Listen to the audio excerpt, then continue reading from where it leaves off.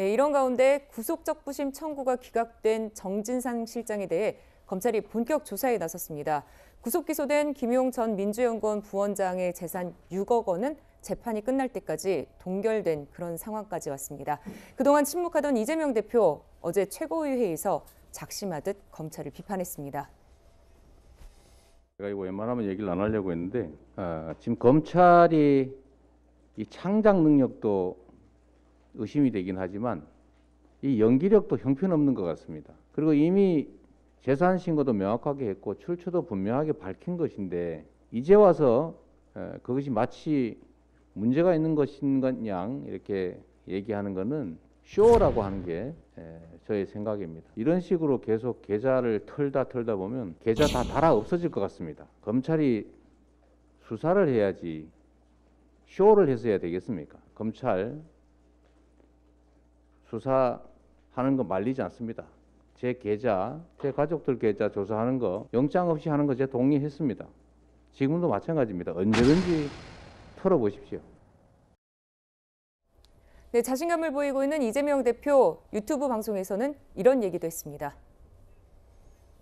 기소를 위해서 수사를 하는 일은 없게 해야 되거든요. 표적을 정해놓고 거기에 맞춰서 수사를 하는. 근데 그건 불가능하게 해야 되는데 사실은 지금은 거의 실패한 상태고요. 법이 최소화되지 않고 최대화되어 있는 거예요. 근데 이거를 누가 제지하느냐. 그 권력을 가진 게 딱 정해져 있지 않습니까? 그럴수록 권력이 남용 의지가 커지는 거죠. 지금이 사실 그런 상황이 돼가고 있는 것 같아요. 수사 기소권이라고 하는 게 사실은 정의의 최후 보루인데 그걸 훼손하는 도구로 쓰여진단 말이에요. 검찰권이 사적 도구가 된 것 같아요. 네, 이 대표는 권력 남용 그리고 검찰 또 사적 도구화에 대해서 또 유시민 전 또 장관이 얘기를 했었는데요. 이렇게 표적을 정해놓고 수사를 하고 있다. 정치사법화가 심각하다는 비판에 대해서 최준봉 교수님 입장은 어떠십니까? 일단 이재명 대표 수사는 그렇게 얘기할 수밖에 없는 거죠. 이재명 대표는 본인은 아무런 연관이 없고 뇌물을 받은 적도 없고 그런 증거가 지금까지 나온 게 아무것도 없는데 지금 수사의 방향을 보면 이재명 대표를 향해서 가고 있는 것으로 보이지 않습니까? 본인의 측근들에 대해서 구속을 하고 이런 부분들이 결국은 표적 수사다 이렇게 얘기를 하고 있는 것이고요. 네. 또 하나는 이게 사실은 대장동 관련해서는 윤석열 대통령이 취임하시기 전까지만 해도 8개월 동안 유동규가 뇌물을 받은 걸로 그렇게 해서 수사가 진행되고 재판까지 진행되고 있었어요. 갑자기 수사팀이 바뀌면서 한동훈 법무부 장관 취임하신 이후에 그러면서 방향이 완전히 바뀌어가지고 대선 자금 쪽으로 지금 수사가 진행되고 있거든요. 이런 부분에도 의심을 품고 있는 겁니다. 또 네. 유동규 씨나 남욱 씨가 저렇게 발언하시는 것도 일정 부분 검찰의 회유에 들어간 거 아니냐 이렇게 의심을 하고 있는 것이고요. 그런 이제 의심과 의혹 때문에 결국은 지금의 수사가 예전에 이제 정적이었던 이재명 대표를 향한 수사가 아니겠느냐 그렇게 보고 있는 것이고 본인이 얘기했듯이 본인은 뇌물을 받은 적도 없고 그와 관련해서 연관된 것도 없음에도 불구하고 이렇게 본인을 향한 수사에 초점이 날라오는 것에 대해서 불편한 심기를 표현했다고 저는 보고요. 또 하나는 이제 소위 김건희 여사 관련된 문제라든지 부산저축은행 관련된 문제나 50억 클럽 관련된 문제에 대해서는 수사나 이런 재판이 진행되는 것이 거의 없는데 왜 야당의 대표에 대해서 이런 수사가 집중되느냐 하는 부분에 대한 문제를 제기하고 있다고 생각합니다. 네, 이렇게 자신감을 보이고 있는 이 대표와는 별개로 검찰은 지난해 민주당 대선 후보 경선 직전에 이 대표 명의 계좌에 거액의 현금이 입금된 정황을 포착하고 계좌 추적에 나섰습니다. 이 시기가 김용 전 부원장이 불법 정치 자금을 받은 것으로 의심된다는 시기랑 겹친다는 건데 다시 말해서 검찰은 김용 부원장이 받은 돈의 일부가 이재명 대표에게로 흘러간 것이 아니냐 이런 의심을 하는 걸까요? 한마디로 공교롭고 충분히 의혹의 눈길이 쏠릴 만한 그런 상황이긴 하죠. 그러나 이것이 그 돈이다 이렇게 지금 특정되어지고 확인된 것은 아닙니다. 네. 그래서 그 결과를 봐야 되겠지만 지금 이 뒤에 좀 또 나오겠습니다만은 이 뭉칫돈을 직접 계좌로 입금했다 그게 그 돈 아니냐 이런 등등의 그런 의심이 계속 나오고 있어요. 그런데 이 부분은 그 노웅래 의원의 장롱속 3억 원이 그 부친의 조의금이라든가 본인의 출판기념회 때 받은 돈이 남은 거다 이런 것들은 그 다음에 재산신고 내역에 나오지 않았지 않습니까? 그런데 이재명 대표의 경우에는 저런 돈이 이렇게 입금되고 변동된 사실이 다 본인의 그 재산 신고로 입증이 돼 있다는 거예요. 현재까지로서는. 그러니까 정황상 의심이 가고 검찰이 이것에 대해서 뚜렷한 물증을 제시하면 상황이 국면이 달라지겠지만 아직까지는 이게 무슨 돈이지?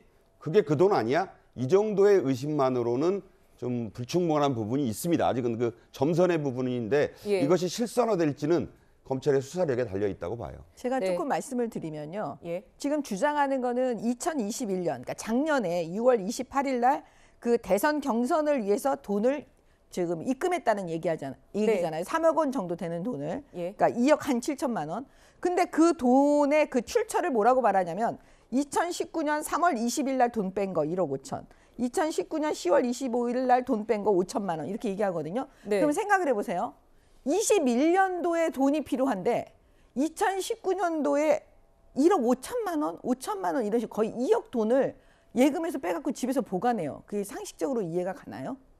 그러니까 이게 좀 이해가 안 되니까 지금 검찰에서 수사할 때 아니 급하지 않으면 돈 1억 5천만 원을 꺼내가지고 집에다 보관하고 조금 있다 또 5천만 원을 꺼내갖고 집에 보관했던 걸 21년도에 그걸 쓴다? 그게 좀 이해가 안 되니까 분명히 이 돈의 사용처라든가 이런 부분을 검찰이 주목할 수밖에 없고요. 저는 이재명 대표가 한 얘기 중에 정말 이해가 안 가는 얘기가 뭐 자기 계좌 또 가족들 계좌 조사하는 거 영장 없이 하는 거 동의했다라는 얘기를 하는 거예요.